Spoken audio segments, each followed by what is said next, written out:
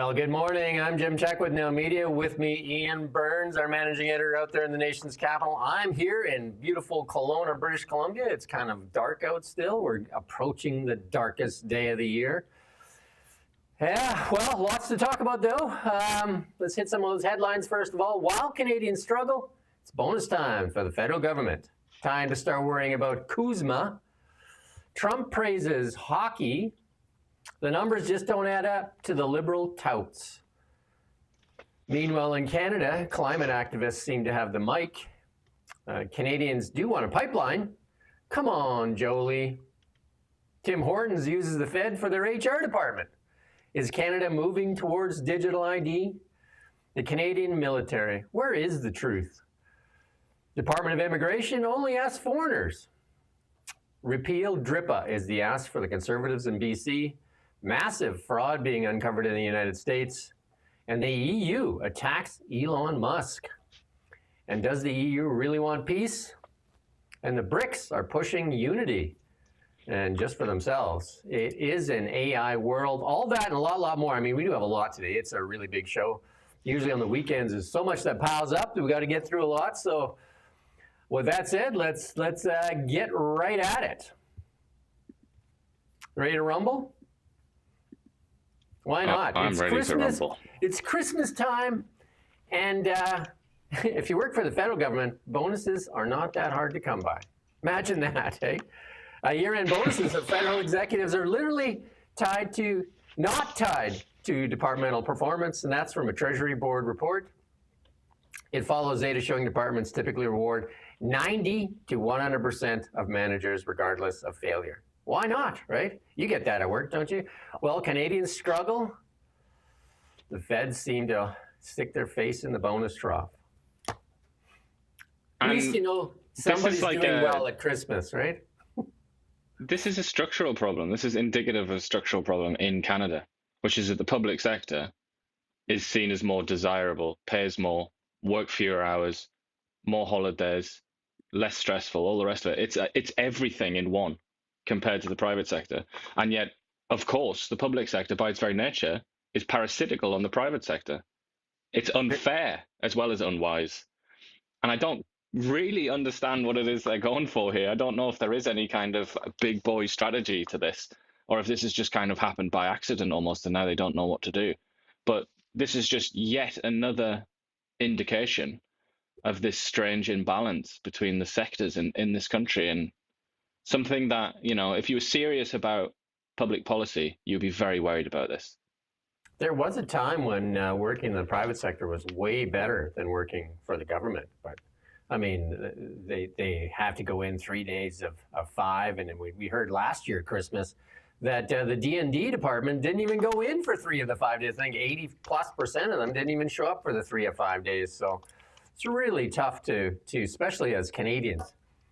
You know, 67% of Canadians are $200 away from meeting their monthly obligations, and it's bonus time, and they don't even have to meet targets. It's just basically, you know, expected. And follow-up did not explain why such a high bonusing rate. It's figures from 2023, and this is the thing, we don't get these numbers. This is from Hollywood on Blacklights. You don't get the numbers because they don't release them till later. Figures of 2023 showed 6,738 executives, or 98% across the core public administration, received a bonus in 2023. And it says the system is broken. One Crown agency, the Canadian Infrastructure Bank, in 2022 paid every one of its executive a bonus worth the equivalent of $85,000 each. Amazing, right? Isn't that amazing? What could these bonuses possibly be for? What could they possibly be for? Has the Canadian government, or even any provincial government, have they been achieving things that I'm just not aware of? What could this possibly be for? Or is this just so that they can go, that's their beef allowance, just to make sure that they can go out and get their beef while everyone else has to stick to tofu? Haven't things gotten a lot better in the last 10 years? Haven't things just improved dramatically for the average Canadian? I don't know. Well, some of the people that are going to get the bonuses at Statistics Canada, they reveal every day new statistics that show that it's actually quite the opposite. A federal labor board, the Public Sector Labor Relations and Employment Board in 2019 ruled that withholding any pay increments for poor performance is not permissible. See? Bonus is expected. However, the board in 2024 dismissed a complaint by a manager that was making $177,000 a year at the CRA, who complained she was docked her $5,000 bonus because she didn't go to work.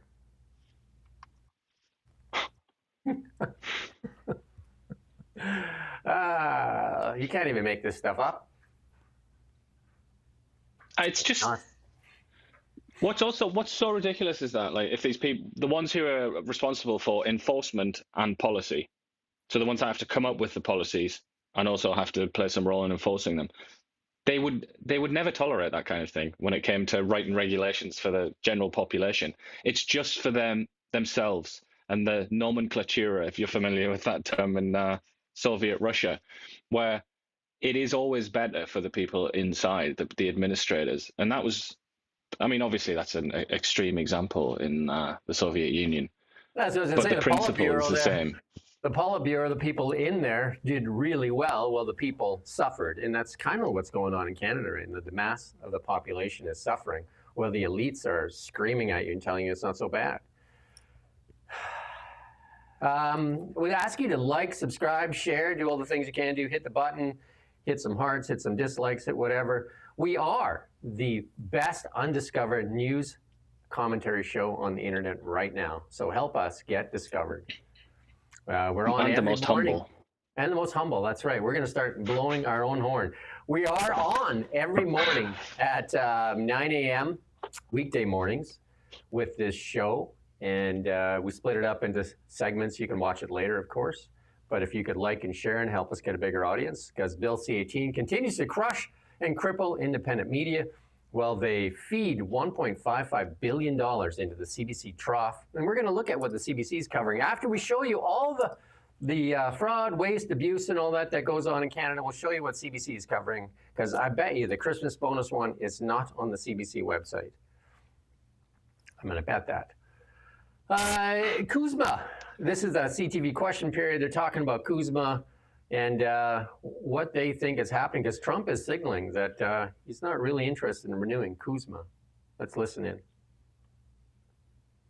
Lots of hearings taking place this week in Washington around Kuzma, and then the president, taking the opportunity, standing next to the CEOs of the big auto companies to raise the specter of the end of Kuzma if he so chooses. How worried would you be?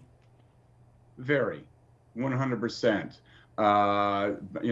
Battle shields, everybody up. I think Donald Trump has been consistent on this point. He's consistent on virtually nothing in his whole life or any of his policies, any of his communications, but he's consistent on this. He does not like multilateral trade deals. He feels that disadvantages the United States. Doesn't frankly like free trade deals whatsoever. He wants bilateral deals, one with Canada, one with the US, where he can introduce a whole raft of new sectoral tariffs and where he thinks he has maximum leverage and advantage in those discussions. So I hope that domestic political opinion weighs down on Donald Trump over the course of the coming months and year to the point where he has to retreat.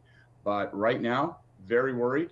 And I think we're in for a very tough 2026 as we wrestle with the bear that is Donald Trump. That's good for now. That's good. That's good. Yeah, so there's lots of talk that Donald Trump doesn't want Kuzma. He wants bilateral deals, a deal with each nation on its own, gives him more bargaining power. Is my mic still giving you grief, or is it better now? Your mic sounds better now, yeah. Okay. But I would say as for pulling out of Kuzma, USMCA, NAFTA, whatever the hell you want to call it, free trade, basically, North American free trade, or three countries having free trade. From a strategic perspective, if you look at this in geopolitical terms, which everything seems to be these days, and certainly this administration seems to be acting like that. It's obeying the sort of principles of geopolitics in a way that we haven't seen for some time. It's just nakedly doing that, naked sort of self-interest. But according to all those rules, killing free trade in North America, or between Canada, Mexico, and the US, is possibly the stupidest thing you could do as the leader of the United States. And even that document that they released, the State Department, that the national strategy or national geopolitical strategy or whatever it is.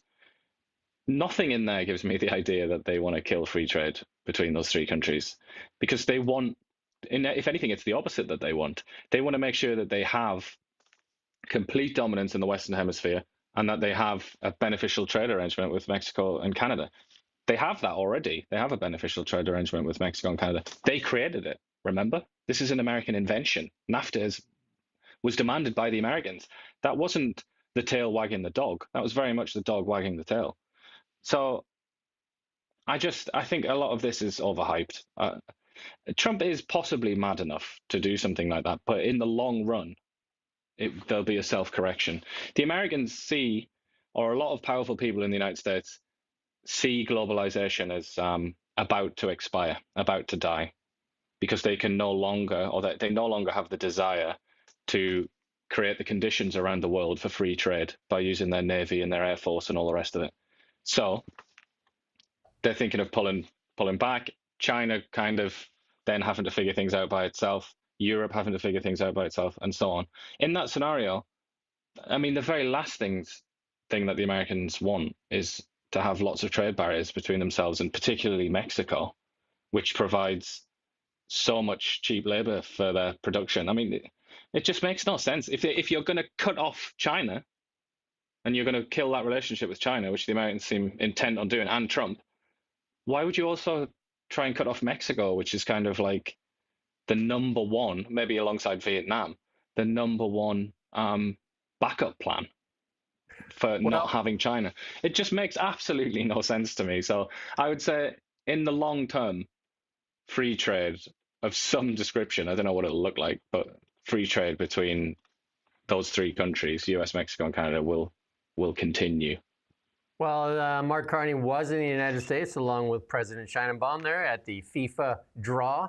And they asked Donald Trump about restarting trade negotiations. They did meet for 30 minutes, 30 whole minutes. Trump met with Carney and Sheinbaum. And this is what the questions that were asked about restarting. And here's his response. Thank you. Did the Opera House be renamed after Melania? What did you talk about with Prime Minister Carney and Mexican President Sheinbaum when you were here just a few days earlier? Mexico and Canada, we met with the, as you know, I mean, it was pretty well, a lot of people were here, right here we met. And the Prime Minister of Canada, President of Mexico, and we spoke for a half hour. Very good, very productive. Talked mostly trade. Will you restart negotiations with Canada? Oh, look, I have a great relationship with Canada. They're very tough traders, but I have a very good relationship with the Prime Minister and with Canada. And you had said you would halt those negotiations earlier after the tariff. Well, I have halted them. And so will you restart that? Yeah, we'll see. I mean, you know, the problem is Canada makes a lot of things that we don't need because we make them also. But we'll work it out. Look, Canada's a special place, and they really are good at ice hockey, aren't they? Mr. President. That's good. Well, I don't really know how good we are at ice hockey anymore. When's the last time we won a Stanley Cup? In 20 plus years, no? When was the last time? Wasn't it Vancouver? Is that right? No, Vancouver's never won. Come on. You're asking the wrong dude then. No, they had a big riot, didn't they? That's what I'm thinking about. That was 20 years ago. You're totally asking the wrong person. There you go. Wayne Gretzky was there, and Mark Carney said he was the greatest Canadian, the great one, even though a lot of the Liberals want to take down his trophy. So the last time the Canadian team won the Stanley Cup was, like I said, 1993. The Montreal Canadiens defeated the Los Angeles Kings. So 30 years, no Stanley Cup. But yeah, lots of Canadians have won the Stanley Cup, haven't they? Yeah, well, mostly Canadians win the Stanley Cup, but just not with the Canadians. Just not with Canadian teams. Yeah. And here's a story from CTV. Experts urge Ottawa to seek new trading opportunities in the Western Hemisphere. And they're saying it's time to start trading with Latin America. But just, you know, like the amount of trade with Latin America is so small compared to the United States. I mean, the market is just tiny, minuscule. So, I mean, it's just crumbs. Crumbs. And for so many reasons, though. I mean, it's a very strange thing to suggest. It would be nice, wouldn't it, to increase trade? But we can't even increase trade with Mexico. That's been like a long-standing issue. Canada-Mexico trade is like negligible. And that's something that they often talk about trying to fix, but never really happens, does it? But again, my favorite injunction to the audience: consult a map. And you can see South America. A lot of people ask the question, like, why isn't South America like super rich? It should be, based on its resources. One of the reasons is that it's just like insanely isolated. Just look at it. It's so far away from everything. It's so far away from, where the action is, like the East Pacific, Europe, and particularly sort of East and North America. They're just so far away. Like, it's quicker and makes more sense if you're in Canada to go to Britain or France than it does to go down to Argentina or something like that. But then on top of that, they're not really consumer economies, are they? They're not going to buy lots of stuff off us necessarily. They're not very rich. Yeah, exactly. And they also just have all the stuff that we might sell them anyway. Like, they've got loads of food, particularly Argentina. They've got a lot of oil and gas, and they've got what they might need. So that's not going to be our salvation. But certainly with the Americans with a control board insisting on this Western Hemisphere, the idea that we're all going to we're going to live in this new empire, this sort of vertical empire in the Western Hemisphere. If that is the case, then it might become necessary to trade with Latin America, because it might become impossible to trade with Europe and Asia. If the Atlantic and the Pacific become kind of no-go zones, US Navy doesn't patrol it for everybody anymore, and it's like a free-for-all, then yeah, the only safe place might be Latin America if we want to expand. The Liberals are touting those job numbers on Friday, saying, Canada added 54,000 jobs and the unemployment rate dropped by 6.5%. They failed to let you look under the hood there. And there's the other tout here from Dr. Hetty Fry, too, saying, look at this. And even Global News is more than happy to trot out just the headline number. But if you look under the hood, 63,000 part-time jobs added, 9,000 full-time jobs lost. Same story in October. So we're losing full-time jobs, adding part-time jobs. Not the sign of a healthy economy. Not the sign of a healthy economy. And then there's even on Bloomberg there, listen to this when they're saying these numbers don't even add up. Listen, we'll just listen in a bit of this clip here. Officially, anyway, added more than 53,000 jobs last month. It was the third consecutive month of surprisingly strong gains. And the unemployment rate slid to 6.5%, the lowest since the summer of 2024. We're joined by Travis O'Rourke. He's president at Hayes. Travis, great to see you. You are taking these numbers with a pinch of salt? Yeah, we're taking a few pinches on this one. I'm a little skeptical. I just can't make the math work. If you look, last month we had 70,000 jobs or so, and we dropped from 7% to 6.9%. Unemployment. And then this month we had 50,000 jobs, and we dropped from 6.9 to 6.5. The math doesn't work unless we've had huge changes to the population mix itself, and I haven't seen that. So a little peculiar in this data. Take some time to dig in. I'm wondering if there's a restatement of some kind in here. That's good. We'll leave it there. But the numbers seem odd, and what they don't talk about is that 1 in 5 Canadians now working part-time jobs, and that is not the sign of a healthy economy as well. So, and about 1 in 5 doing so reluctantly. They don't want to be in part-time work. They want full-time work. Getting part-time jobs, and a lot of these mass layoffs that we've seen haven't hit these numbers yet. They're going to come in December. Algoma Steel, and then Domtar here in British Columbia, and there's another mill in Alberta that just is curtailing production. We're going to reach out to some of these communities. Some of these, like Domtar, that's 350 employees in Domtar, in a small community in British Columbia. That's the devastation for the whole community. We're going to see if we can talk to somebody there. I mean, that is the lifeblood of those communities. And the same thing goes for Algoma Steel. Those are like 1,000 good-paying jobs. And this has been driven by their green revolution as well, not by Trump. So, like I said, a lot of these numbers don't make a lot of sense. So, that massive drop in the unemployment rate when, like if you look the month before, they added 70,000, there was only a 1-point drop. Then all of a sudden you had 54,000 jobs and you get a 4-point drop. just the math. I mean, if you just do basic math, the equation seems to be odd, right? And also it's just a little bit too unsophisticated, isn't it? Just to refer to jobs lost, jobs gained. Like, not all jobs are born equal. So you might lose a job at a steel factory earning like $150,000 a year or something, and then get a job at, I don't know, Home Depot or something like that. It's just not the same. Dollar store, even though the that looks dollar like store. one job lost, one job gained. It's not. It's really not that simple, and it's a little bit sort of frivolous, isn't it? The way that they focus on just the number. Yeah, the full-time jobs tend to be higher paying, come with benefits, all that kind of stuff. Part-time jobs tend to come with, the entry-level jobs tend to be low paying and tend to have no benefits and everything else that's attached to full-time jobs. But again, we've talked about this many times, a tale of two nations. And let's going to play this little clip here from, I know this is one of your favorite guys, Howard Lutnick. Then we go to Japan and Korea.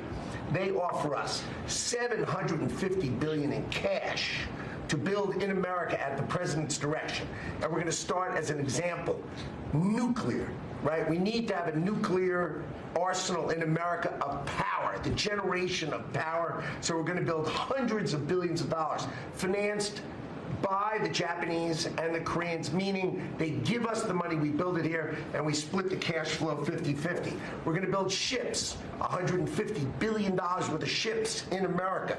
That changes the way things work, right? Well, we know that Brookfield's building 8 nuclear reactors in the United States. Brookfield and Cameco have signed a deal to build 8 nuclear reactors in the United States. How many are they building in Canada? None that I've heard of. But anyway, they're building, that's Brookfield, Mark Carney's former company.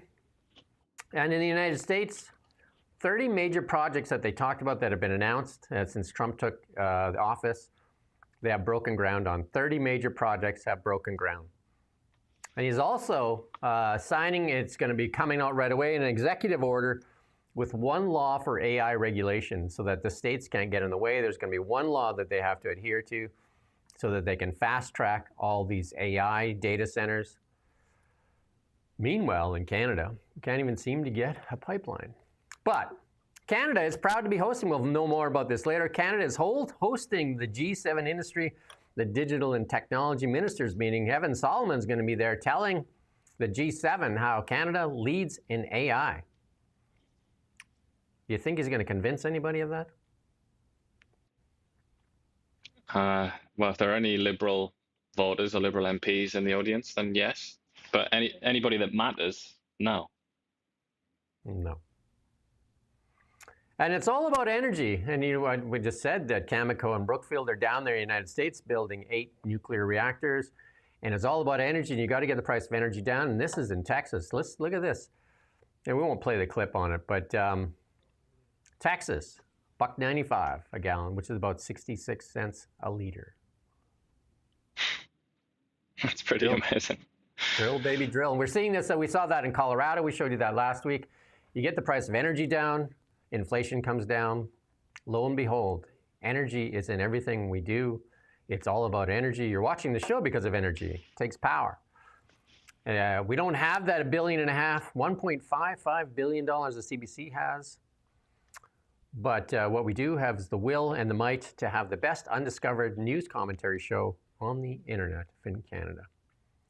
And here's another group you keep hearing about in the media. They call it the Coastal First Nations. Turns out it's not even a band.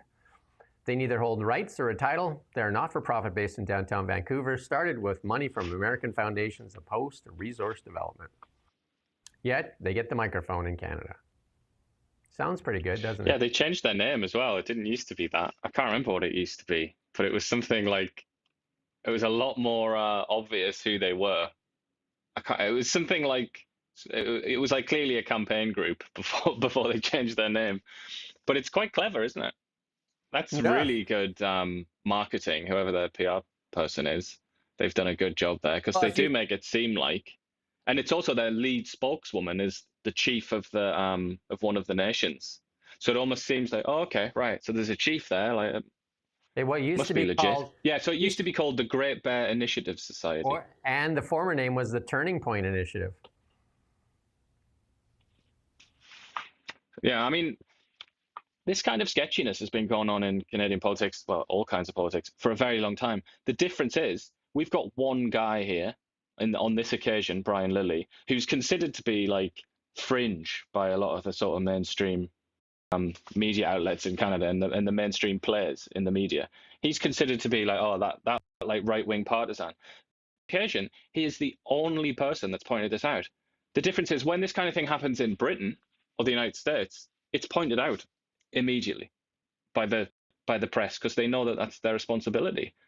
Their responsibility is to try and see what groups like this, interest groups, special interest groups, you're supposed to like look at them, investigate them, see what it is they're trying to push on you. But in the case of the Coastal First Nations group and many others like it before, there is no interest from Canadian press, CBC, to them. They're not interested in doing their jobs because they agree with them personally. The reporters and editors involved personally agree with these people, so they're not going to do their due diligence.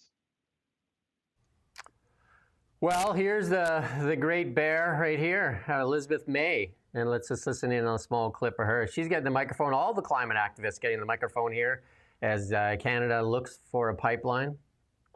Include then kind of jumping off that point and bridging where we started, which is the fact that you cast that very integral vote to support the budget and keep the government in power. You said never say never. Does that mean that you have not ruled out supporting them on other matters of confidence, or will you take a hard line on this?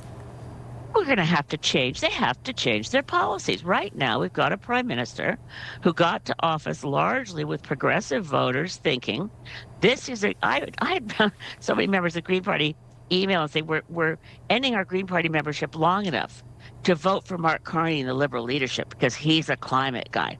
A lot of people believe that this was a prime minister who would act on climate. So I may have voted for the budget because I thought he would. A lot of Canadians voted Liberal because they thought he would. So there's disillusioned voters out there, a lot of them. There's disillusioned Liberal MPs who are wondering whether Will Graves, the MP for Victoria, who said he very worried about lifting the tanker ban, and Patrick Weiler, West Vancouver Sunshine Coast, Nathaniel Erskine-Smith, people saying this is not. You know, she just goes on and on and on. And, Elizabeth May, who can believe what she has to say anyway? And what idea is she trying to put into the minds of people watching that? She's trying to put it into their mind that Mark Carney is the Prime Minister because people in the Green Party supported him and because people who care about progressive environmental ideology supported him. She's trying to give you that impression. Every single piece of actual evidence that we possess in the form of surveys and just logic as well, if you just think about it, shows that most Canadians, and that includes people that voted for Mark Carney, wanted natural resources projects to be built and was of people like Elizabeth May and Stephen Guilbeault who do nothing but block those projects. Yeah. So what she's saying is not for the first time the opposite of what is true.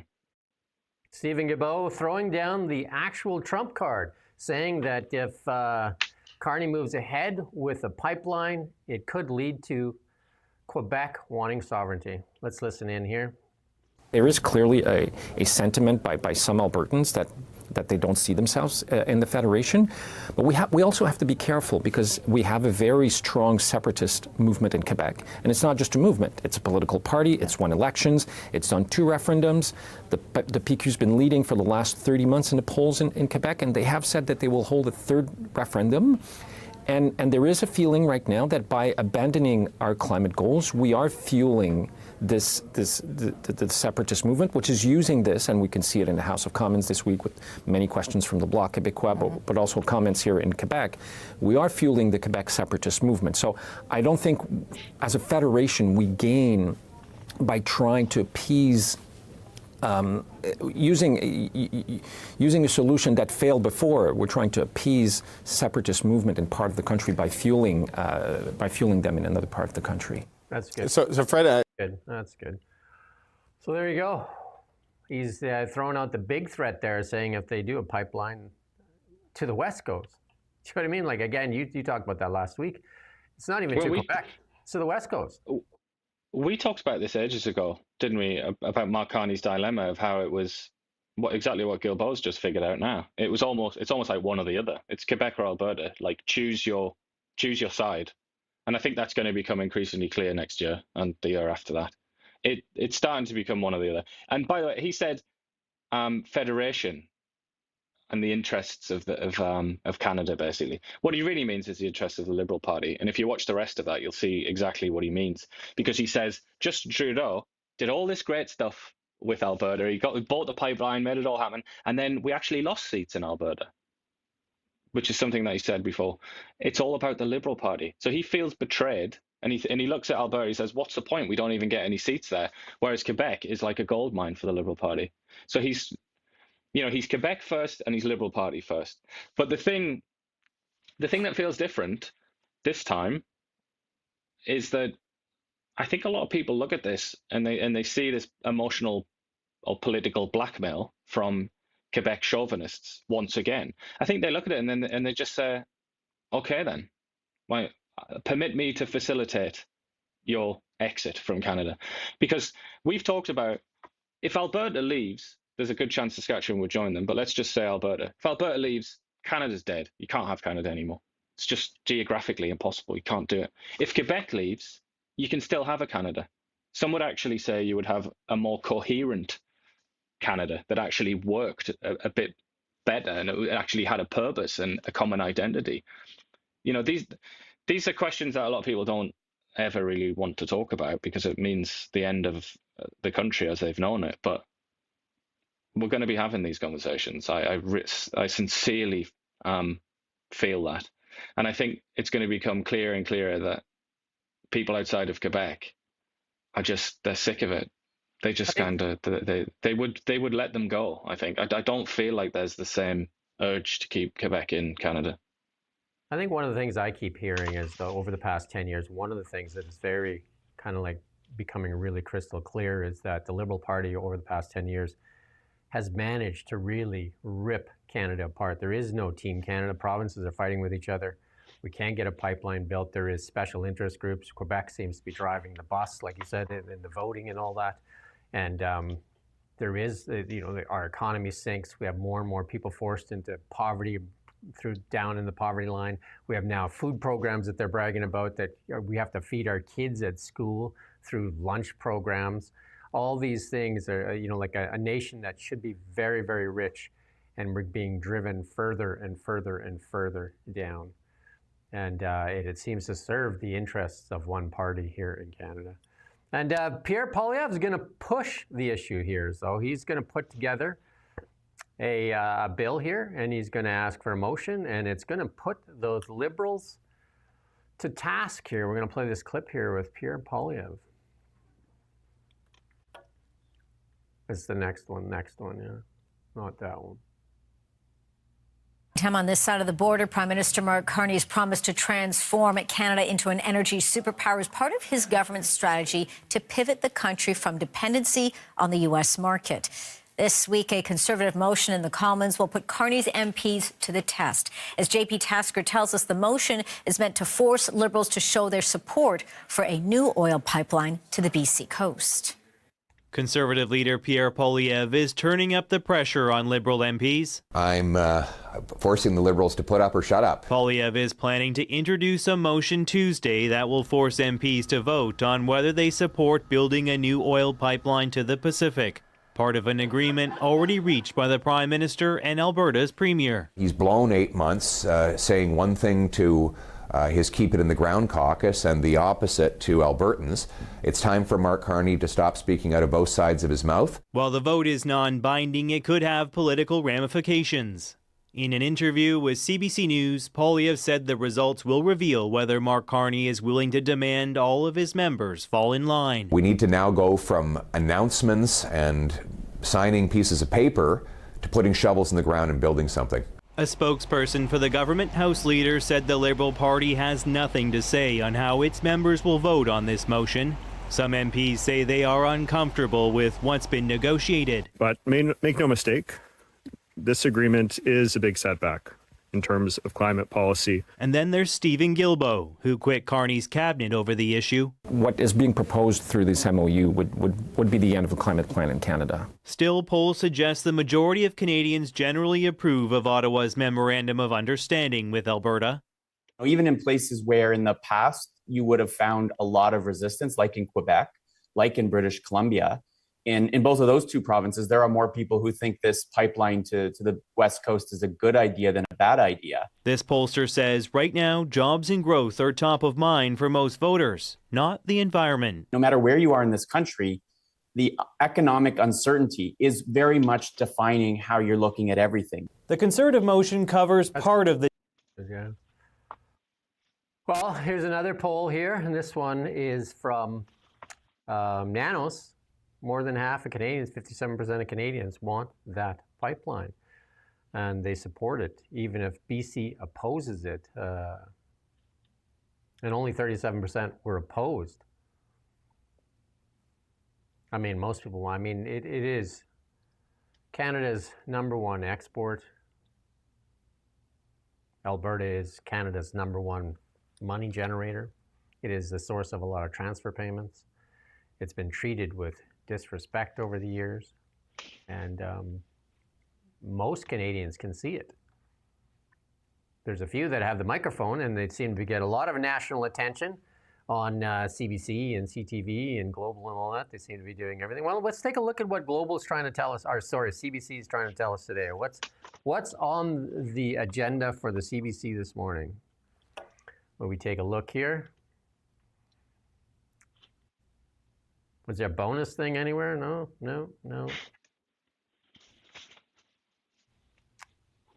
State of emergency in part of Nunavut. Yeah. Liberals Wrestling gave me the strength of mind to get out of death's hold. Okay. Nothing. So we're going to show you some more fraud. The pro wrestling. We're going to show you some more fraud, waste, and abuse, and then you just ask yourself if you saw it on their website this morning. I'm going to bet that you won't. But yeah, so Canadians want a pipeline. And is it any surprise, you know, another way to look at that is Canadians don't like poverty. Can you believe that? Yeah. How weird is that? What a revelation that is. I'm sure the political class in all, what? Like, Canadians don't want to be poor? Like, I don't understand this. Help me figure this out, pollsters. Go and ask these peasants what it is they're actually thinking. And that's the reality of it. They've realized that after a decade of the Trudeau government, they've realized finally that they're getting poorer. They've seen the statistics, the charts. They've just experienced it. They've watched their dollar decline in value. They can't buy certain meats anymore. Canadians have realized that it is possible to impoverish a country as rich as Canada. You can achieve that. It's quite difficult, but you can do it if you have the perfect set of policies. And so they've turned their back on that.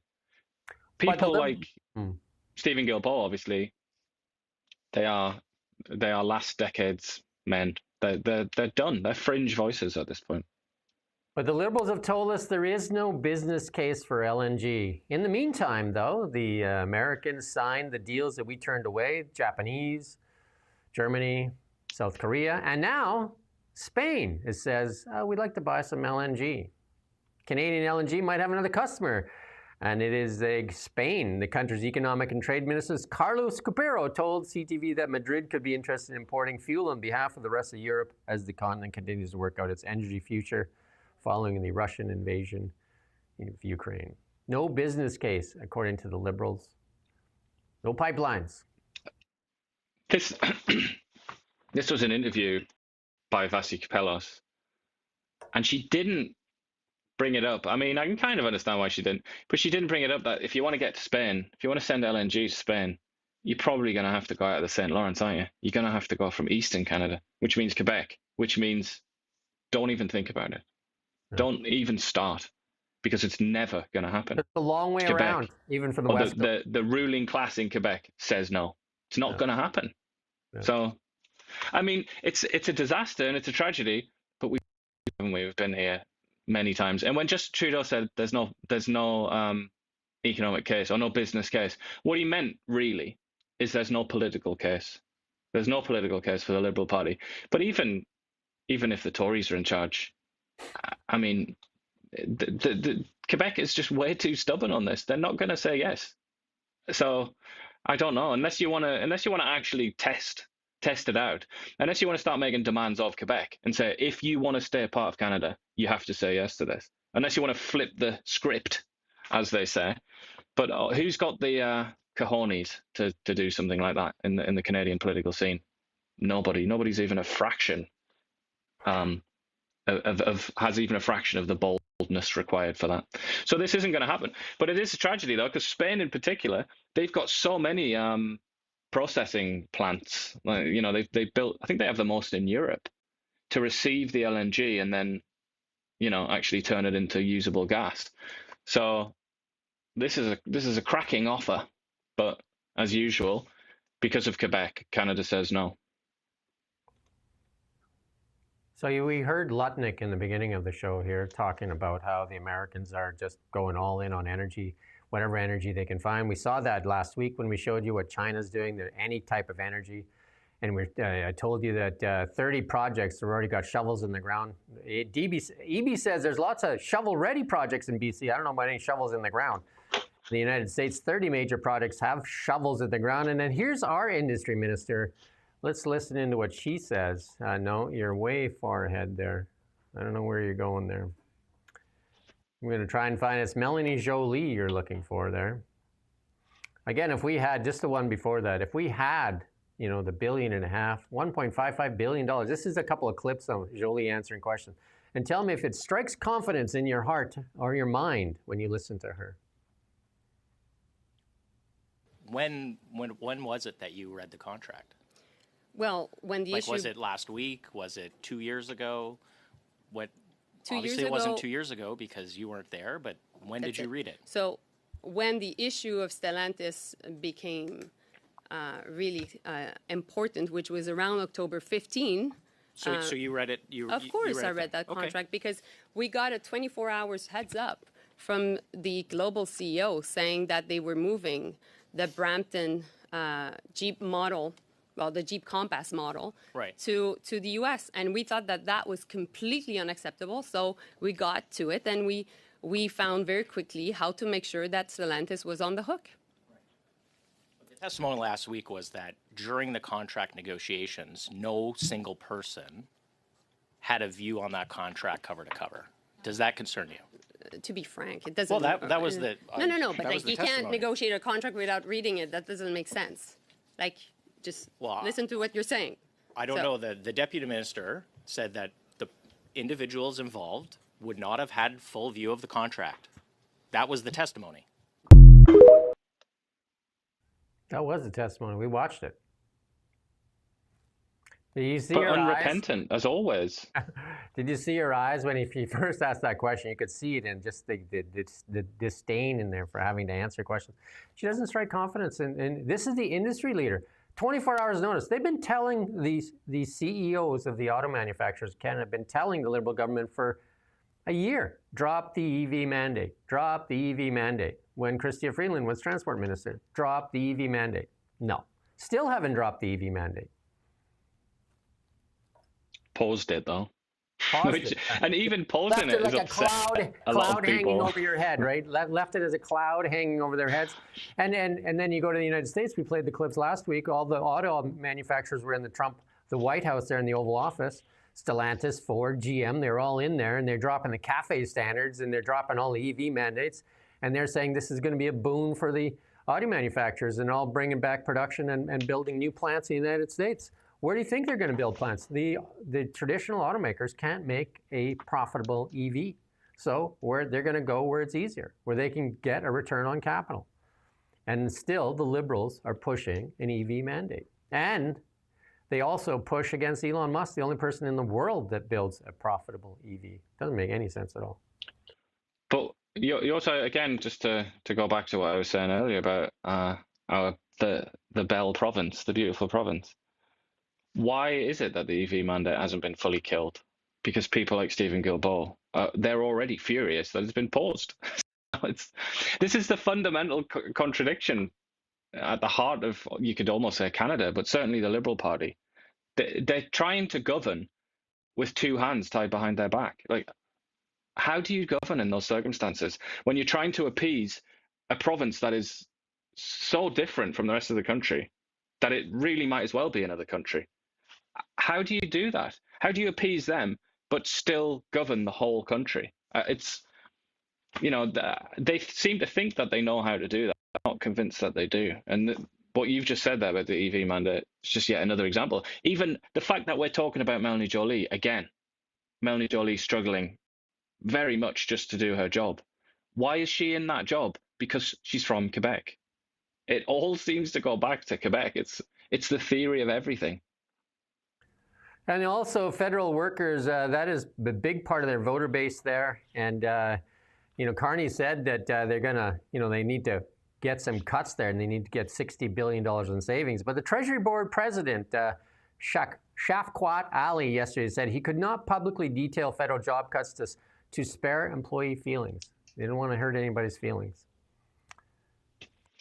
We're dealing with a public service employees' livelihoods, and we thank them for their service, and I think it would be unreasonable, unfair to have information given to someone else prior to communicating. I mean, that makes sense.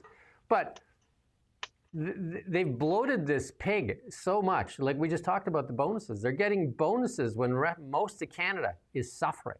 They're getting bonuses, and they're entitled to these bonuses. It's not even like they have to hit some type of target. Is it better in Canada? And Mark Carney created 3 new offices and put 3 new people in head of them, and all at $600,000 plus salaries.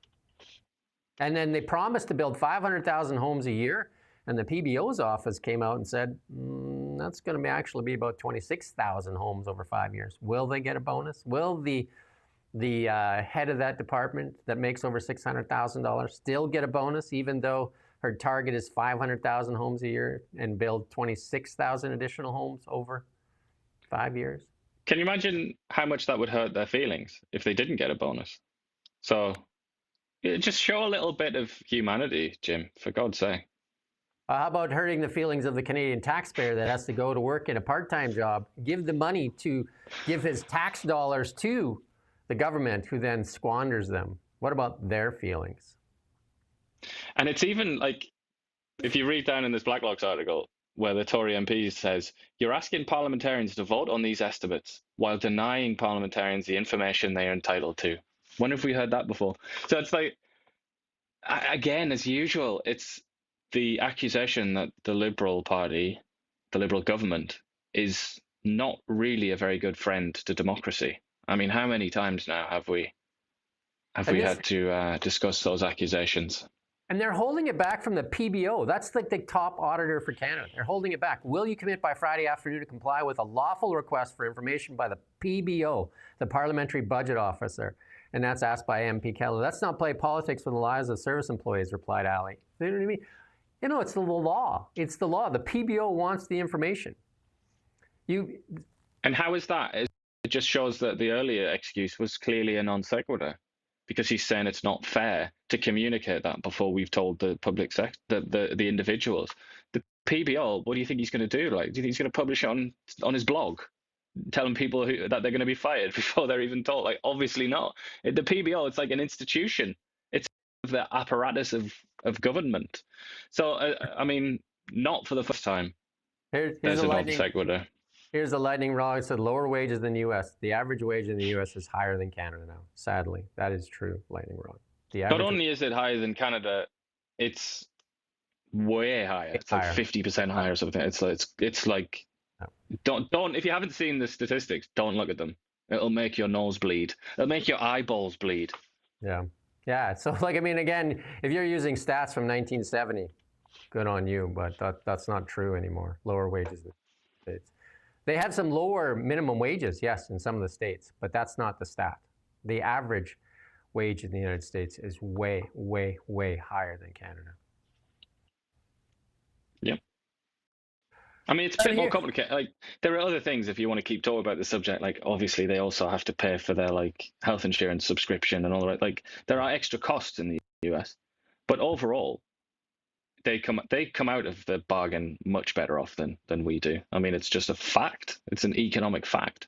You can cherry pick a stat and say, oh, look, they have a lower minimum wage in there. But I mean, it's ridiculous. Anyway, and here's conservative Kostas Menegaskis, asking the immigration if Tim Hortons is running their HR department out of her department. Let's listen in here. If you can share with us what the historic high of non-permanent residents in the country is as a percentage of population? 7.6%. Yes. Well, it was actually 7.4% as of Stats Canada's report on October the 1st, 2024. Do you know what it was as of just this past summer? The number that we have here for the third quarter of 2025, 7.26. Okay. Now, it was just 2.5%, Minister, for 4 years ago. Sorry? It was just, in 2022, it was 2.5%. Today, you're looking at 7.1%. So you're using different stats. There's no, I'm talking like this is the huge number of people that your government has led into the country. There's no amount of spin that will hide the volume of people that were led here. We warned the Liberals, for example, to abolish the TFW program, which you have chosen not to do so. It appears to Canadians that the IRCC, your department, has become the Human Resources Department for Tim Hortons. We have kids, we have children in Canada, kids, okay, who can't find jobs. Youth unemployment in Canada, 18, 19, 20, 21-year-olds in the Greater Toronto Area is hovering around 20%.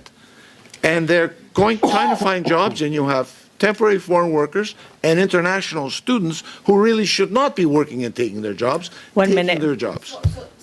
From January to September 2025, we have 150,220 fewer students that have arrived, and 158,660 fewer workers that have arrived than last year.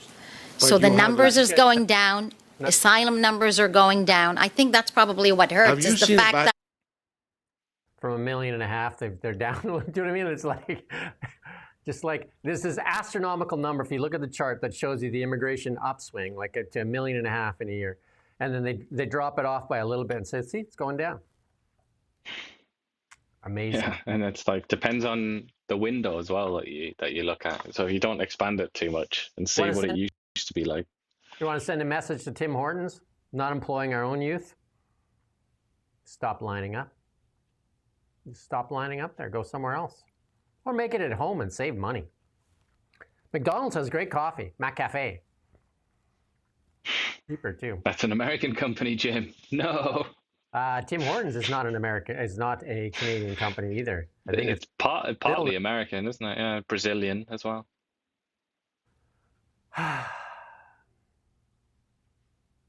Here we go. The use of the passport in Canada and abroad is ideal. We said that with the Keir Starmer pushing for digital ID, that how long would it take before Canada starts looking at it? The Department of Immigration, without any parliamentary scrutiny, imagine that, ordered research into enforcement of a national ID system using digital passports.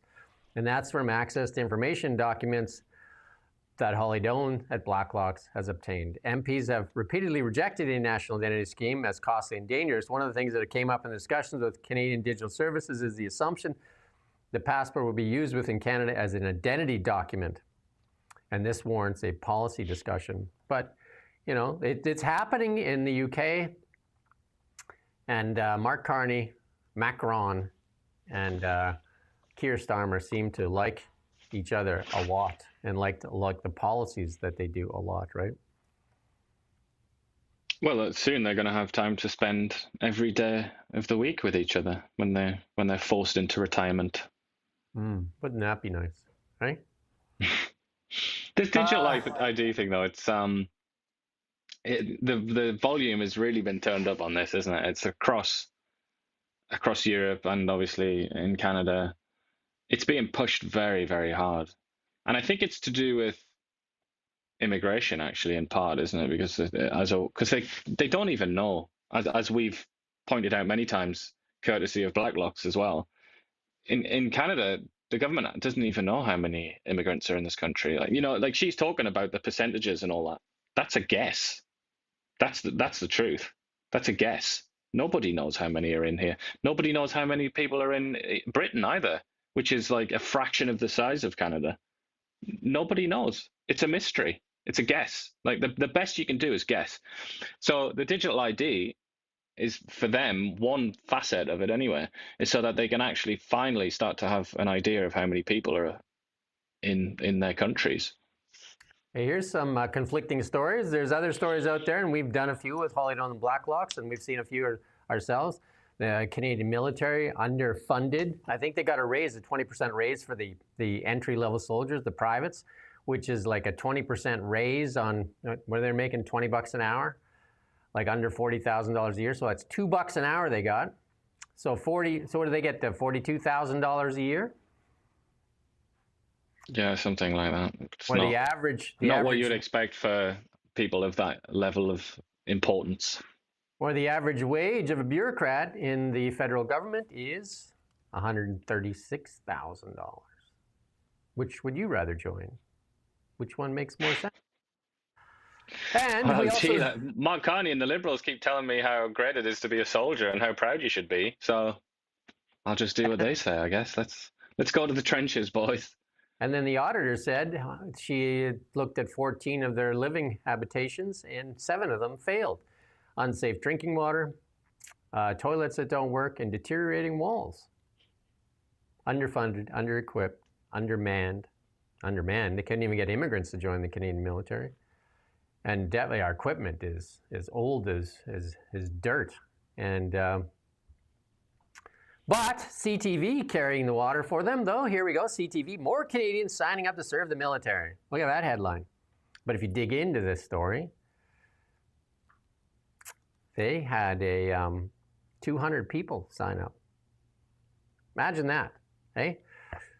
In the last 8 weeks, they're putting through 204 would-be soldiers, sailors, aviators, and new officers through their paces. 204 soldiers. Nice.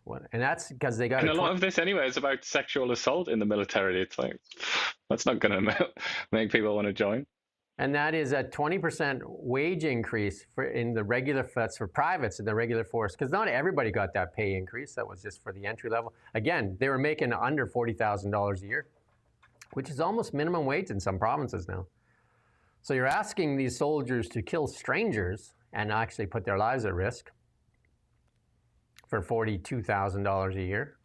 Well, the people at the bureaucrats making on average $136,000 a year. And they were offered to join the military, and they said, no way, Jose. Where would you rather go? You don't even have to go to work 3 days a week. But according to this poll, 66% of Canadians support sending Canadian soldiers to Poland if Russia invades. We don't have that many to send. I think right now we're around 55,000, and then there's the 200, so 55,000 plus the 204. But also, like, these are people who are not in the military, not going to be affected by this, being asked what they think about an abstract news item, basically. It's like, oh yeah, Russia, screw those guys. Yeah, let's send them to... It's like, shut up. Why in God's name should those people's opinions be taken seriously? I mean, dear me. The Canadian girl says that she thought she would check in us, nothing's happened, we're just Pierre the Whiner. No, we're just pointing out the obvious. I mean, isn't it obvious? Like, is that bother you that we're underfunded, underpaid, undermanned? That doesn't bother you? Is that okay that our military has been neglected for how long? So that's our fault that the military is in this shape? That we have jets that are 40 years old? That we have 4 diesel submarines, 2 of them we bought in a garage sale from the UK? I think only 1 is operational. Most of the jets aren't operational. Our equipment is in serious disrepair. And they said they were going to take it away so they could lower maintenance costs. I said, don't take it away because we won't have anything to use. And that's our fault? Wow, wow, wow. Right, there you go. Wow, wow, wow. But at least we're respected around the world. By who? Is that by a Liberal poll?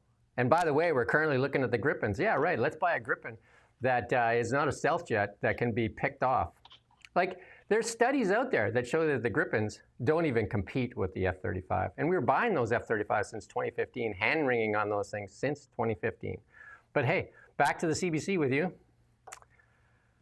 But I just have to say, if you think Canada's respected around the world, you're in for a very nasty surprise if you actually do some reading there and try and find some evidence.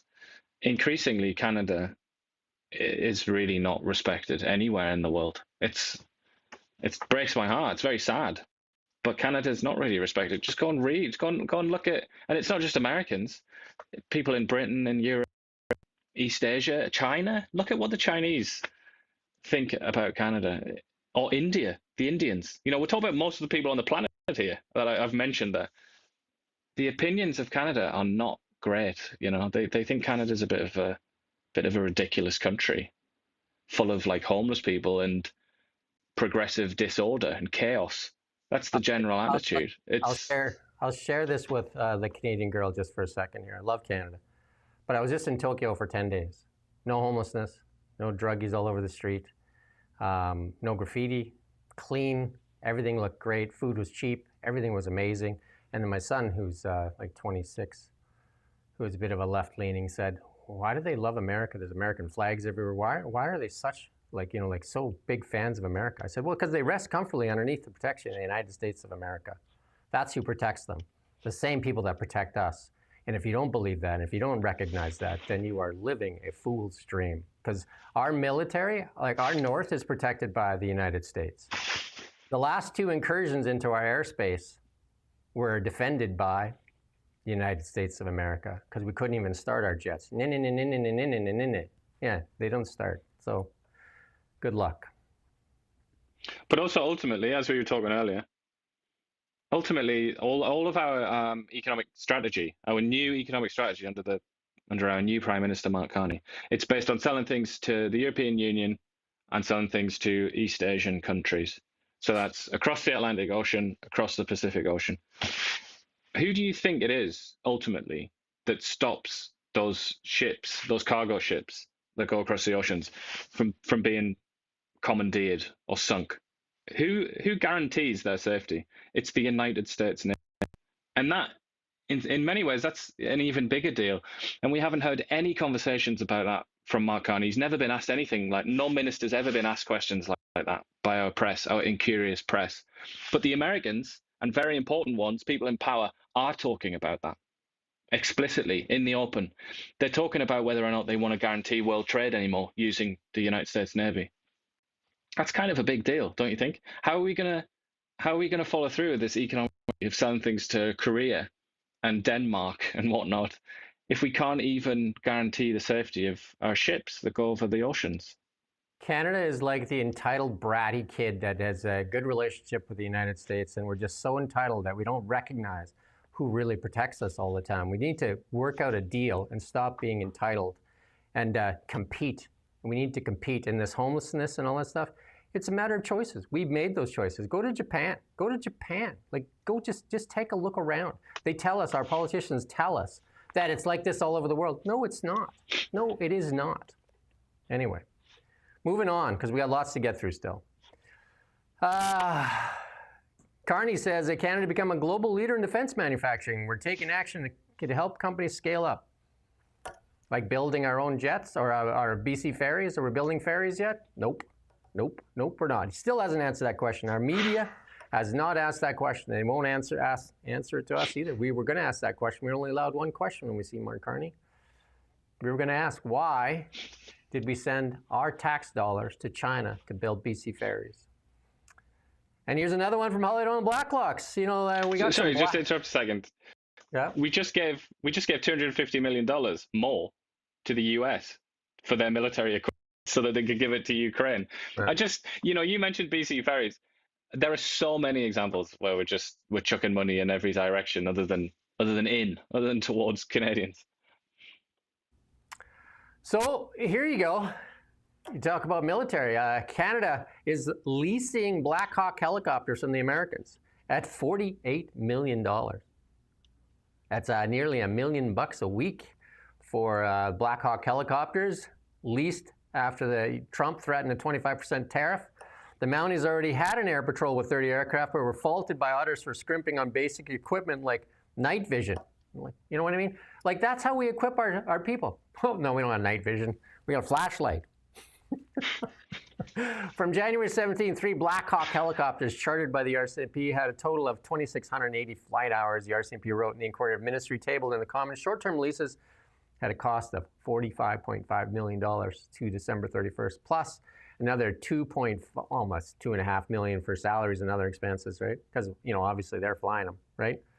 The total is just under $48 million for 50 weeks of service, cost taxpayers equivalent of, you know, just about $1 million a week. But Black Hawk helicopters, I mean, that's the world standard too when it comes to helicopters. But why don't we start building some stuff? It's crazy, man. This was just a gut reaction, wasn't it? Like they didn't think this through. They just pulled the trigger because Trump was on their backs. So they thought, oh, let's just buy some Black Hawks and patrol the borders. Well, this is leased. clearly just they're not bought. They're leased helicopters. Yeah, well, give them enough money to build some more themselves while we just borrow them. We should have snuck into Afghanistan and stole the helicopters that Joe Biden left behind. Black Hawks. Maybe the Afghan ones. Yeah, the Taliban's busy crashing mountainsides, aren't they? Because they don't know how to fly them. And here's the virtue signaling on another level.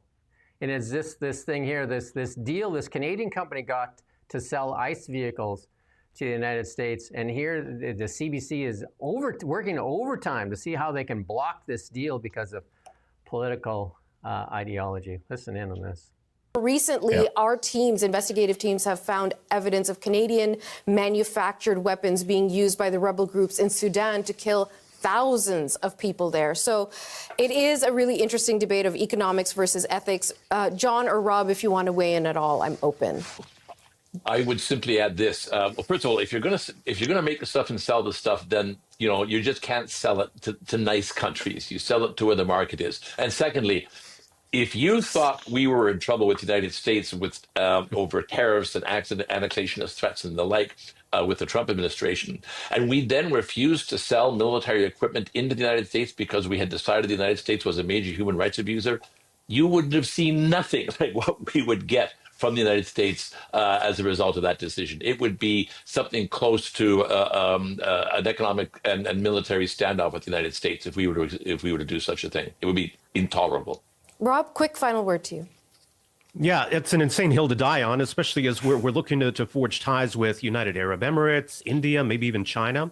And we're going to go to the mat on this issue. As John says, it would implode the relationship with the U.S. government, with the Trump administration, would do absolutely nothing to change policy when it comes to ICE and immigration policy. Look, if Canada's got some concerns, there's maybe a way to address that could perhaps be productive, but this just seems crazy to me. All right. You guys are the bosses. John, Rob. What is Canada doing even weighing in on this issue? A Canadian company I was about to say that. A contract to sell vehicles to an American company, ICE. Who cares?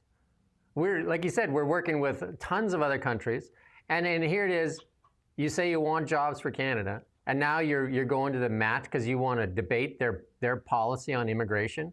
Our policy on immigration is an absolutely abysmal SHI show. Like, it's just nuts. We're going to tell them what is better?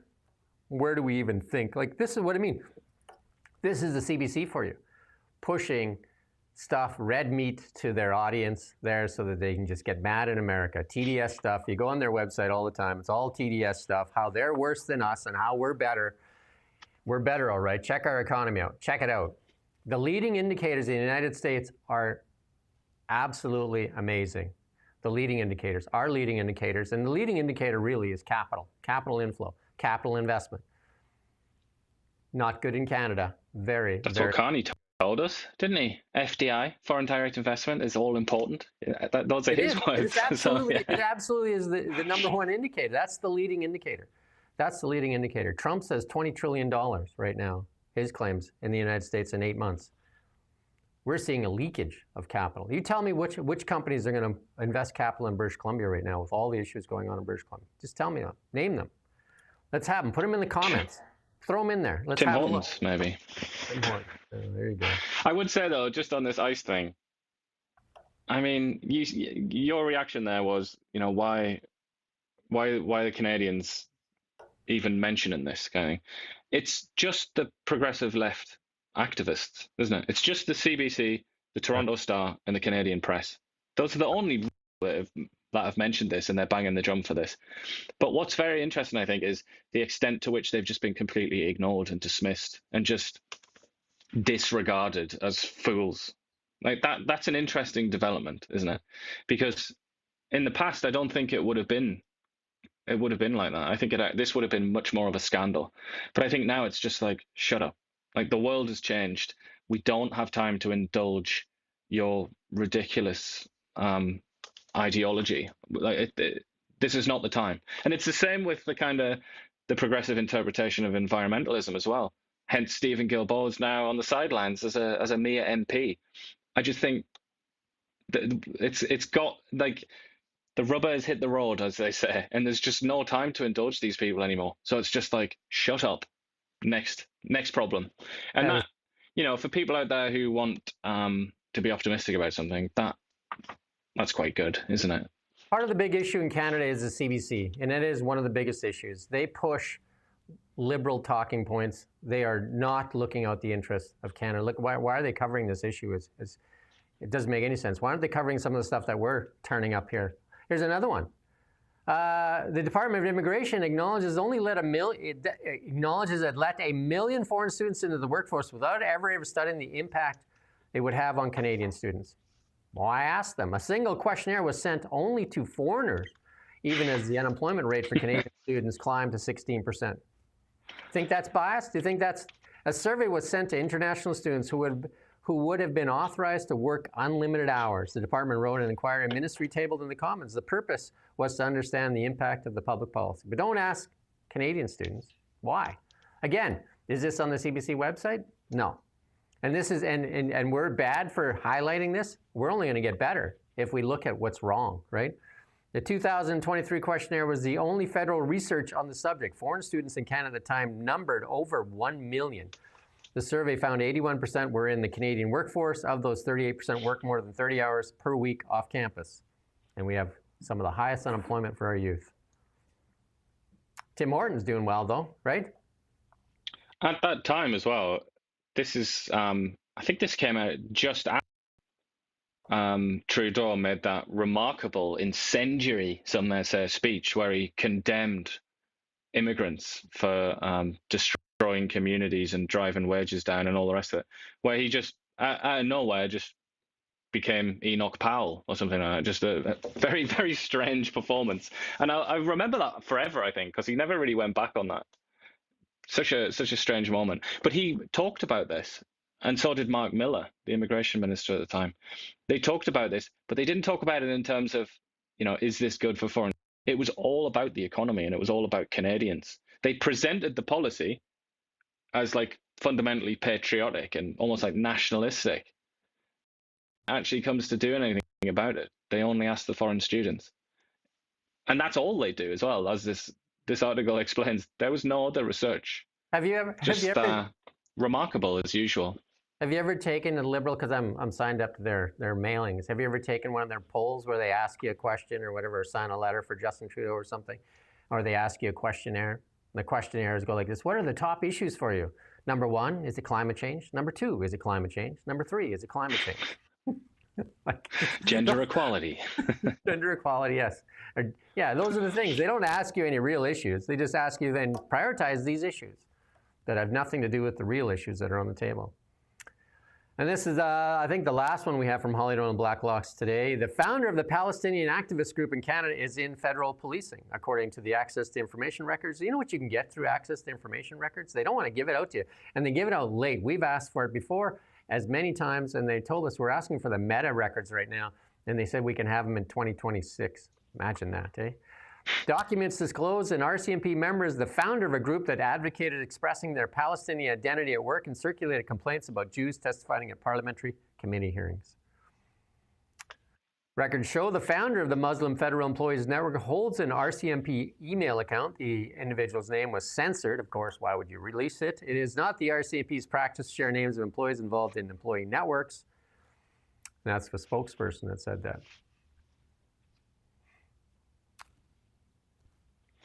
Why not? Remarkable. Hey, why not? This thing, though, the Muslim Federal Employees Network, once again, I visit you from the future called the United Kingdom. Something like this exists there, and it's scandalous, infamous. There's like a Muslim network within the Home Office, which is like the Department of the Interior sort of thing, that deals with immigration and police as well. Read about that. If you're interested in where things like that can go, having these like ethnic lobbies within your federal or your government system. Yeah. Just have a look at how that works. And what do they want? You can visit the future. Go and look at Britain. And they want taxpayer money. The Muslim Federal Employees Network. The Muslim Federal Employees Network also sought taxpayer funding of the Employment Equity Act to ensure Muslims are a designated group like Indigenous people and that all managers include religious minorities in job postings. Cool. And we got some BC news for you, and then we got some really cool stuff in the international section here. So let's get at the BC news. Live from the Now Media Newsroom. So this is the new interim leader of the Conservative Party of BC, Trevor Halford. He's calling on David Eby to immediately recall the legislature so that DRIPA can be repealed. What do you think of the chances of that happening?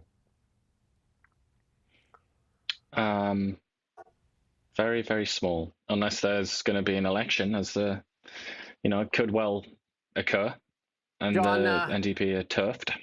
We wondered what John Rust had, where he was going to stand. Looks like he's in supporting here, Trevor Halford, because he's retweeted this tweet, added his own thing. The UN Declaration of Rights on Indigenous Peoples is not a policy. It's enforceable in court. Translationary BC law now could be reinterpreted through an unelected UN lens. Let me be clear, this isn't reconciliation. It's the end of a democratic self-government in BC. And this is a Richmond developer has lost its lender and tenant due to the Cowichan ruling, putting over the $40 million project financing at risk. And that is the Richmond land decision there, where we saw 800 acres awarded to the Cowichan First Nations. I mean, that thing is going to take probably 7 years to go through the courts. I've interviewed, I think, Jeff Moyse 4 times now, I believe, on this. And he is the Aboriginal lawyer through 6 governments of the BC here and negotiated some of the treaties. And this thing will drag out for a long time. But at least now we know what happens if you take kind of like NGO level idealism, in this case from the UN, which is kind of like the world's biggest NGO. If you take those ideas and implement them word for word in the real world, this is what happens. The wheels come off your civilization. It just completely breaks apart because it's not based on reality. It's not based on actually trying to govern. It's based on, it's an ideological fantasy. It's like what university students discuss in seminars or at their little protests and things like that. This is not reality. And yet the NDP, which is kind of like a bunch of undergraduate philosophy students, isn't it, in many ways? The NDP thought, yeah, go on then. But I say the NDP, but the BC Liberals voted for this too. Don't forget that. Kelowna has now the highest unemployment rate in Canada.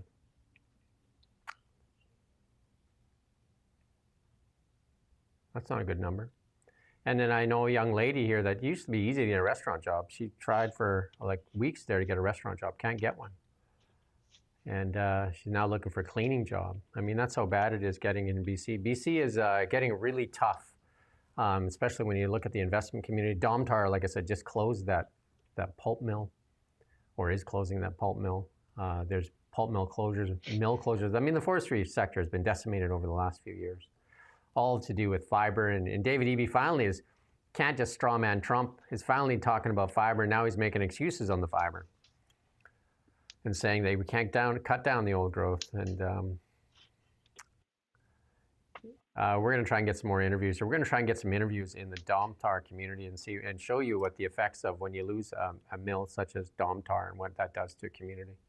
We're going to reach out and see what we can get there. In international news. Live from the Now Media Newsroom.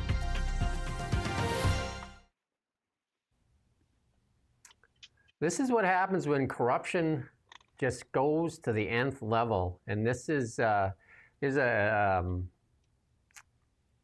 little bit of sitting in committee there.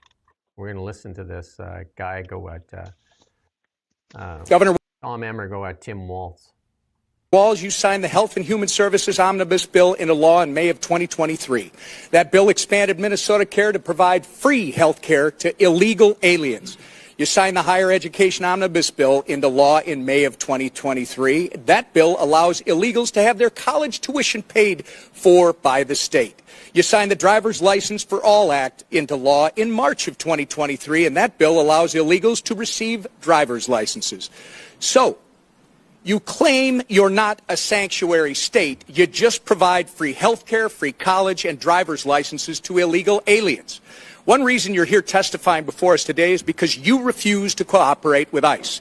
While states like Florida and Virginia empower their law enforcement to detain and remove criminal illegal aliens, you, sir, have done just the opposite. Your Attorney General is directing law enforcement to ignore ICE immigration detainers. Do you agree with the Attorney General's guidance? Well, Congressman, it's good to see you again, and thank you for being here. First, I would say as my job as governor of Minnesota is to make Minnesota the best state in the nation. Do you agree with the Attorney General's guidance? Congressman, what I would say on this is that Minnesota follows all law. I would say it's a very easy question. And again, if you claim you're not a sanctuary state, you just claim that you support policies. You're not a sanctuary state, but you support policies that prevent ICE from doing their job. Congressman, isn't that right? That is incorrect, Congressman. We follow the same laws when you were in the Minnesota House. That's good. I mean, like I said, Trump dodged a bullet by a whisker, and I think the world dodged a massive bullet not electing this guy. Can you imagine the memes, though? They would have been pretty good. I mean, the fraud there just keeps getting worse and worse and worse in Minnesota there. So this tweet out here, we won't play this one here because there's just a Minnesota Somalia fraud now may reach $8 billion, not just the $1 billion that was first reported. And this is Elon Musk retweeting this. Just massive fraud there on that. And then this is, I don't know how to put this in here. Actually, we're going to leave. This is just...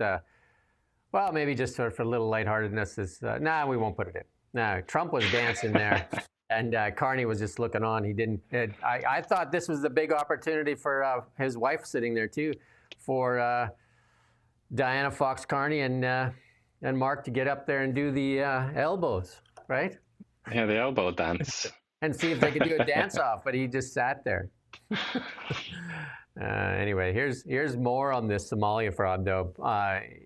Ilan Omar is now being implicated in all this too, because she's turned some people are saying that she started out with meager fortune, net worth of $65,000 in 2020. Now she has like $30 million. So not bad, eh? Some of these people in the U.S. Elected officials seem to do very well. Like Nancy Pelosi beats the S&P. Like she's one heck of an investor, right? She hates it when you ask questions about that as well. She has like a meltdown. But yeah, Ilan Omar, by no means at all is she the only one to have a sort of net worth history like that. I mean, Bernie Sanders is another one who's accumulated quite a lot of money. I mean, they are well paid. So if you invest your salary wisely, I suppose you could generate quite a lot of wealth. But then there's also naturally there's going to be suspicion, isn't there? Like about potential inducements. This is a big thing. This is going down. So there's going to be some stuff that happens out of this because this is massive fraud. And we won't play the clip on this either because it's not much point to it. But FIFA gave Donald Trump the Peace Prize. And it's the first ever Peace Prize handed out by FIFA. The media, the left-leaning media in the United States had a meltdown. If I was Donald Trump, I mean, quite hard to imagine, but I would find that to be an insult. But for some reason, he didn't. Like, it's so obviously an attempt to manipulate him. And he was at the Based Kennedy on Center. This the is where idea they that he wants a Nobel Peace Prize. So it's like, here you go, friend. They were at the Kennedy Center there, and they were also handing out other awards there. And a couple of them were handed out. They were handing out medals. It was Medal Day. And one of my top movie stars, if I ever liked a movie star, was Rocky. Sly Stallone got a medal there. You can see him standing in the background there to the left of Trump there, or his right, his left, our left, whatever. And then my favorite rock band of all time, and I think this is the biggest grossing band in like concert-wise, Kiss. You know Kiss? Really? Surely not. Surely they're not the highest grossing ever. That's mad. The Rolling Stones should be right. What records does Kiss have, right? They do have some good songs, Kiss, but it's just like Grateful Dead, for example. They've been touring like 24/7, basically, haven't they, since they started in the 60s? But I don't know. Or somebody like Beyonce, like she makes like billions of dollars, doesn't she? Well, But okay, I don't so know. Kiss is often cited as the largest merchandising empire in music history with over 3,000 officially licensed products. Kiss Army is one of the largest long-running official fan clubs, sold over 100 million albums, 30 And the gold. main fella, what's his name? Gene Simmons, come on, what do you mean? Gene the Simmons, yeah. main Well, he's actually fella? called Chaim something, isn't he? Apparently, he holds the record for bedding the most groupies of any rock star ever. So And that's his a good, tongue, and that's his a good tongue was record. insured for millions of dollars when he used to do that thing. I can't do that with my tongue. Pretty gross. They do one have of some my- good songs, though, in fairness. They've got about 5 good songs, I would say. But one of my friends is like a massive Kiss fan, and he would hate me for I saying was a that massive because he Kiss reckons fan. they've got like 50. My favorite song was from Peter Criss, the drummer, though. It was Beth, I Hear You Calling. I think it's just called Beth, but a great song. Yeah, they had some talent, but they just were excellent marketers, weren't they? They wrapped it up in this like package, and I mean, it worked very well for them. Forever they hid their identities, and I mean forever. I used to get the Teen Beat magazine, and there might be some older people that are listening here, and but Teen Beat magazine, the Kiss. There you go. And he's turned it into a bit of an empire. They kind of have a show right now too. Gene Simmons and them. I don't know what the show is. I don't watch that stuff now, but the EU targeting Elon Musk. They're after him. They nailed him with a €140 fine against X. They're going hard at him. And I think we talked about this a little bit last week. J.D. Vance sticking up for him. Marco Rubio sticking up for him. And I won't play this clip, but now Elon Musk is going at them. He wants the EU disbanded. The European Union is not a democracy, a rule of people, but rather a bureaucracy. There you go. It's generally, it's in spirit, that's true. It's short on detail, that, but I think that is true, that they have an unelected executive, basically. Ursula von der Leyen, she's very much loved all over the European Union. Well, I just find it so funny when people have that in their names, like Von. That's an aristocratic, indicator. That means like it's usually members of the nobility that have that. And I just find it so amusing that there's somebody called Ursula von der Leyen is the unelected leader of the who goes around talking about how great democracy is all the time, even though it doesn't really put that into practice very often. It looks a little bit like the sort of 18th century or something, doesn't it? Hungary's leader Orbán there is not letting migrants in there into Hungary. That's my homeland. My mother and father escaped there during the revolution. It's being fined. I think it's $1 million a day for not letting in migrants. The EU just handed Hungary almost $500 million for not following migration rules. And I mean, this thing could come to a head. And Elon Musk is telling them to dissolve and return the power to the people. And Orbán is saying the same thing. Orbán saying the same thing. Well, the immigration rules should be up to each country if we want migrants or not. But the EU says, no, you've got to take them. That doesn't make any sense, does it? It's one of the reasons that Britain left the European Union, because 2015, the year of the migration crisis, when Angela Merkel unilaterally, without consulting other members of the European Union. She unilaterally decided to open the doors to immigrants from everywhere, Afghanistan and Iraq, Syria. I think Serbia, some of them came in, Albania, and more than 1 million people came, ostensibly to Germany, but then it wasn't before Angela Merkel started saying, and Germans started saying, all right, now we need to share them around, even though we unilaterally let them in without consulting anyone. That really played into the Brexit debate in England, because that was in 2016, the vote. And I think a lot of people in Britain said, okay, no. But it's a bit ironic because obviously the British have ended up with huge amounts of illegal migrants anyway, come across on dinghies from France. But you look at this €1 million a day, talking about Britain and the illegal migrants. In Britain, they spend something like £8 million, which is about the same as a euro, £8 million per day on accommodation just for those dinghy people. Yeah. So if you're somebody like Viktor Orban, you look at that and you'd say, $1 million a year, $1 million a day. All right, yeah, I'll take it. That's a bargain. 7 million a head. Elon Musk now is tweeting on, Canada too. Mark Carney has said that X is a platform of misinformation, disinformation. I'd say the Liberal Party is the platform of misinformation, disinformation, and the CBC. But the #1 news platform now in Canada as well is X. And it's now every country in the EU, X is the #1 platform. Ever since they started going after Elon Musk, X went up. It seems like the more you push against something like that, the better it gets. I don't know how long it's going to last, though, in Canada, because with a lot of this new legislation that the Liberals are putting out, they're pretending it's like to protect the children, as they clutch their pearls. Like, well, the children, won't somebody think of the children? But really, it's more about bringing Canada in line with the European Union and an ability to kind of manage and choreograph what is allowed to be discussed in the public realm, so that you can kind of control free speech, which obviously then makes it not free. But that's the European model, and I think Canada wants to go along with that model too. So you can't really have that model and have X, because X really is, for all of its many, many flaws, it is the biggest part of the internet where you can pretty much say what you want. And this is the Undersecretary of State, Sarah Rogers, here, just basically taunting the Euros to come after her, knowing that the full military might is behind her. Listen to what she has to say. I got off my European train and checked into my European hotel and noticed that a member of European Parliament called Helmut Brandstätter tweeted, quote, "There's no censorship in Europe. Everyone has to follow our rules." Well, I'm traveling here on a diplomatic passport, so I thought I'd take this opportunity to say a few things that ordinary Europeans can't by revisiting some remarks for which people in Europe and also the UK have been investigated or arrested or jailed by their governments over the past few years.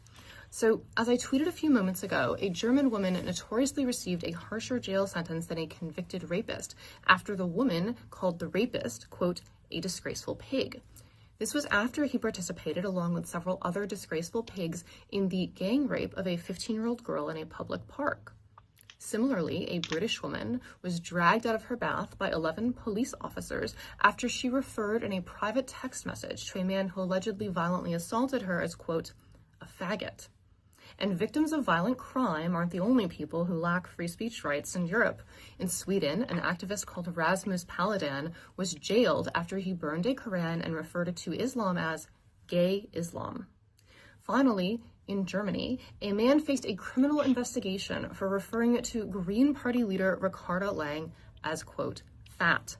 There are many more. I could go on, but it's important to note that the European censorship bureaucracy often postures as populist, fighting against big tech. Yet none of the people I listed is a large tech company. These are ordinary Europeans and one Brit who were punished by their governments for saying what they thought was true, or just what they felt like saying. In a free society, that shouldn't happen. So which is it, Mr. Brandstätter? Is there no censorship in Europe, or do we all have to follow your rules?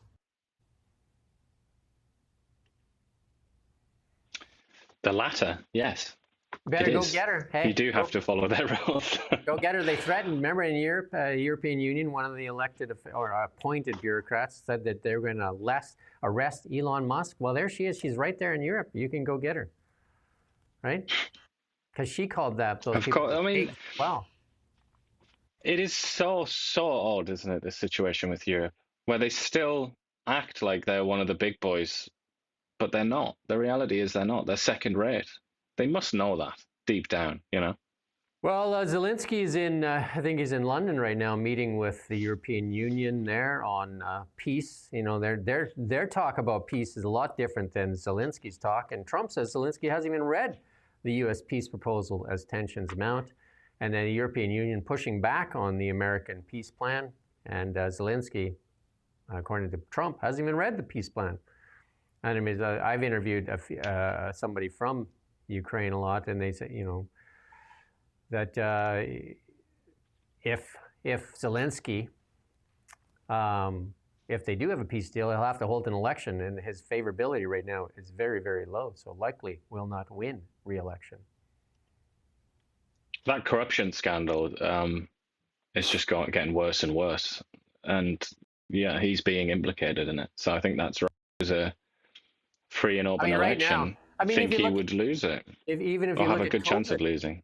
Even if you look at COVID, you know, like they stood at the microphone, they had power, they were flying around in helicopters. What reason did they have to get rid of that? Do you know what I mean? Like, in the same thing here. If he has a peace plan, then all of a sudden he's not in power, he's not traveling around the world, fundraising. You know, right now he's a big deal. I don't know. We talked about Japan earlier. Japan accuses China of targeting jets amid tension in the Pacific. And this is, so they had some Japanese fighter jets out there, and China fighter jets locking radar on its aircraft on the weekend, signaling a potential attack. Definitely ratcheting up, in Japan asking the United States of America, tell them to stand down.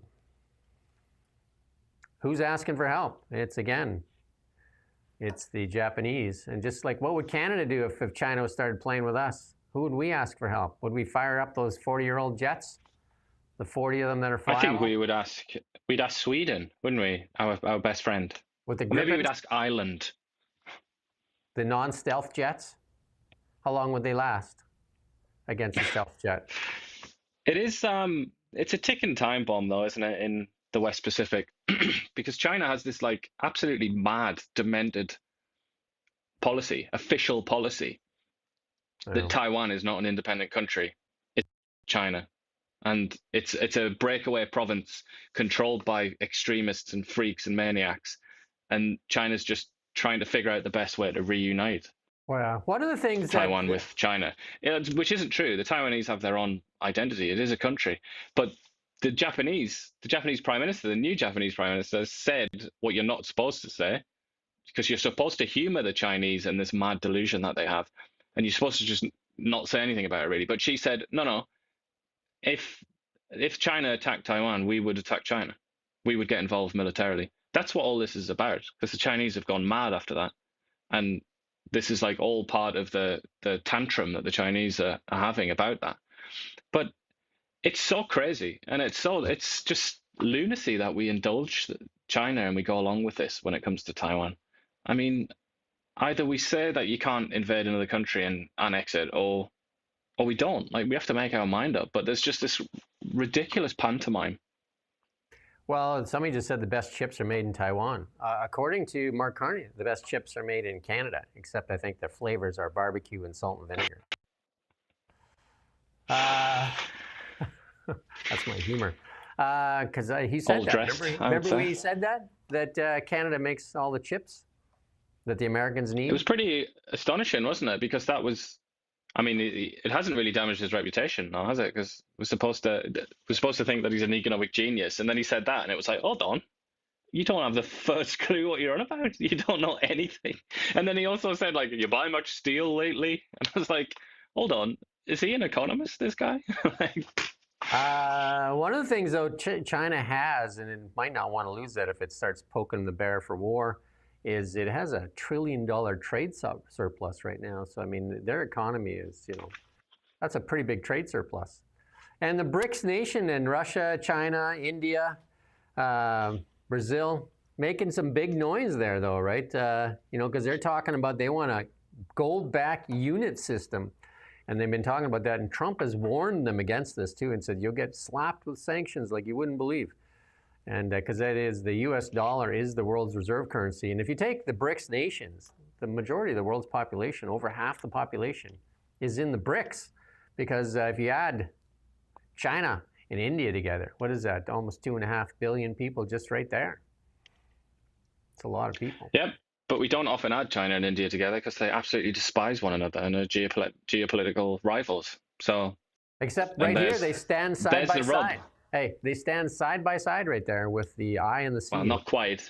South Africa's in between. No, I'm just talking about the initial in the BRICS. Yeah, they talk the talk, and there's all kinds of nonsense that comes out of them. But at the end of the day, India and China are fate has decided that they will be enemies. They will be opponents.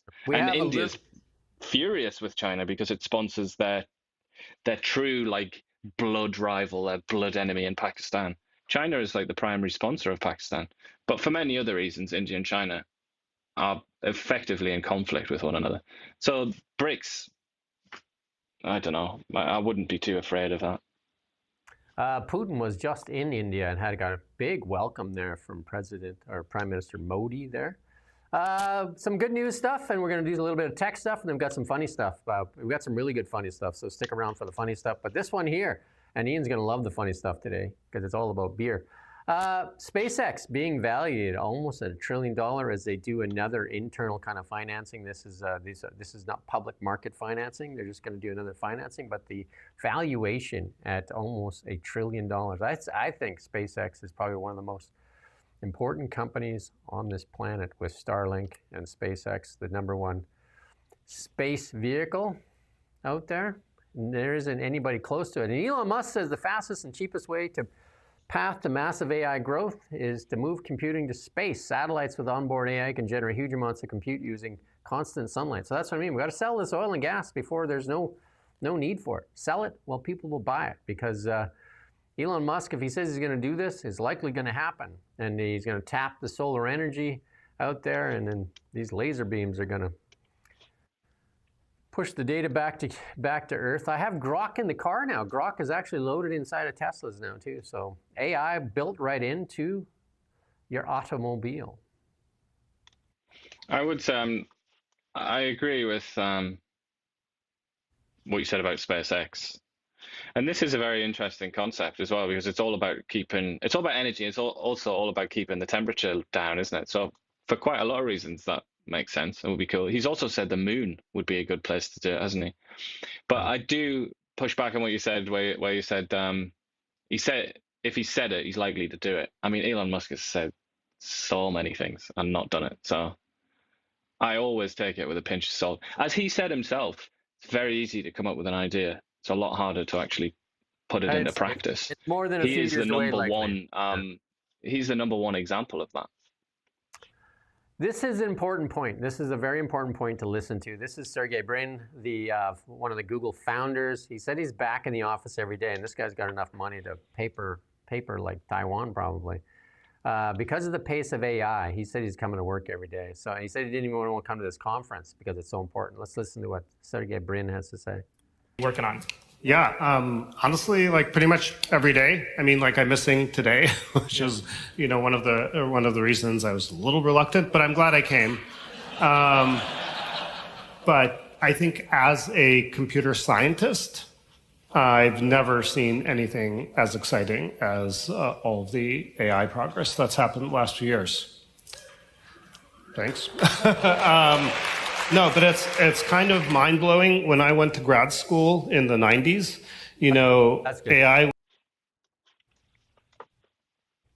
AI is the most important change that's happening in the world right now.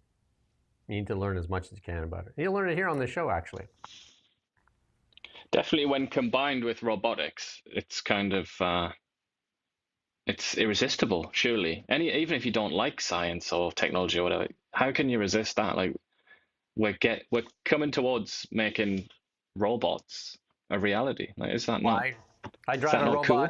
I drive a robot to work every day. I have full self-drive, version 14, and Grok is now integrated into the Tesla in the new rollout. So And I was playing with it this morning. I was talking to Grok as I was driving in. There you go. Her name is Aura. They've got a few people you can check on. And then we already talked about that. And this is, here's a funny thing here. Jensen Huang and why he wears a leather jacket. I won't play the clip. I'll just tell you why he says it. Because he says that he's very picky and his skin is itchy. So his wife buys all his clothes. And he's very picky. So she's just like, I found something that's not itchy. That's what you get. So you just wear that. So he's happy just to wear that leather jacket. You'd rather be sweaty than itchy. This one's for you. This one is hilarious. This one you'll understand. This is all about beer. Let's listen in on this here. It's worth the wait, and it's probably one of the funniest things I've ever. And this is great for the English people. They're going to love this. Man, how are you? Good, thanks. I'll have a schooner of carton dry, please. No money, we didn't win any because it's all drawn randomly. No, good day. Good. And what do you want me to do with that? Pardon? What do you want me to do with that? Oh, just let it sit for a bit. Fuck off and give me another one.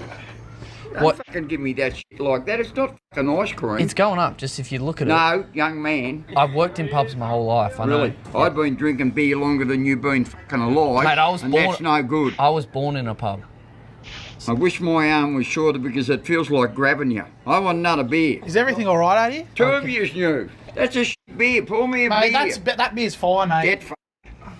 Get You just need a bit of patience. I'm gonna sit over here. I'm not drinking that shit. Mate, it's fine. No, don't get me a beer. You want another one? No. You should have just asked for another one. I asked you for another one. You said it was good, you little bastard. So bash it up your ass. Bury you. Now get fucked. Okay.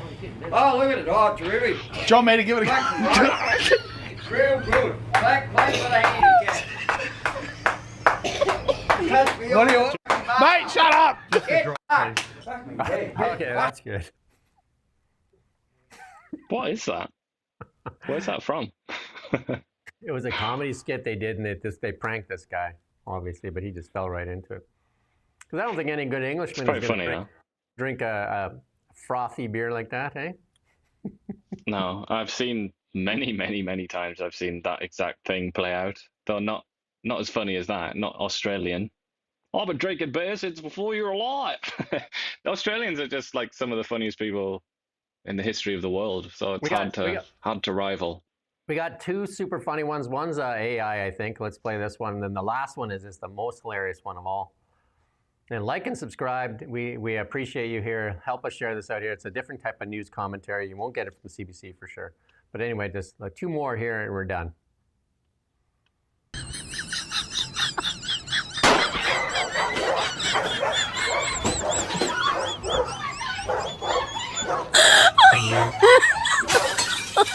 Oh my God.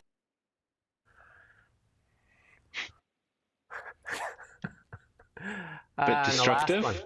And the last one, you just leave it sit there. Katy Perry makes relationship with Justin Trudeau official on Instagram. In Tokyo. Mm-hmm. There you go.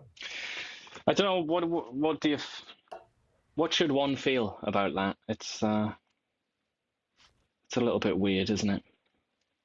Well, he hasn't got that UN job I thought that Carney was going to give him. Right now, he's still got most Canadians not really liking him. So, does it mean he's going to move? Is he going to move to the US or is she going to move to Canada? That's probably the most important question. Because if he goes and moves to America, then you think if he moves to America, he's sacrificing all of his credibility there, isn't it? Trump would get ICE to pick him up? He can't, can he? He can't do it. That would just be mad. Don't do it, Justin. Don't do what? Don't move to the US? Or don't come back to Canada? Or don't come back to Canada? I mean, it would actually be very funny to see him arrested by ICE, but if I'm trying to give him friendly advice, don't do it. We saw what happened to Harry.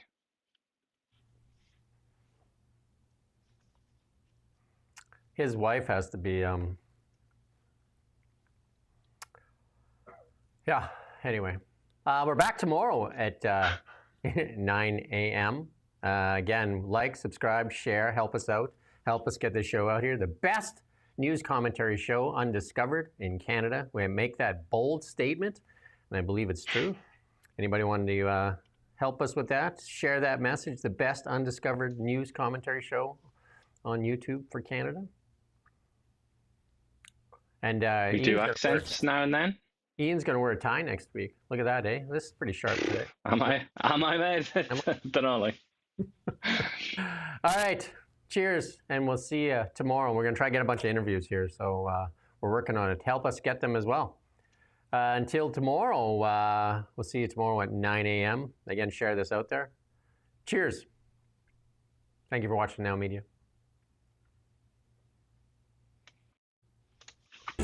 We live here too. We're your neighbors, bringing you stories that matter to all of us. No government funding, no outside influence. Kelowna Now, local, independent. News you can trust.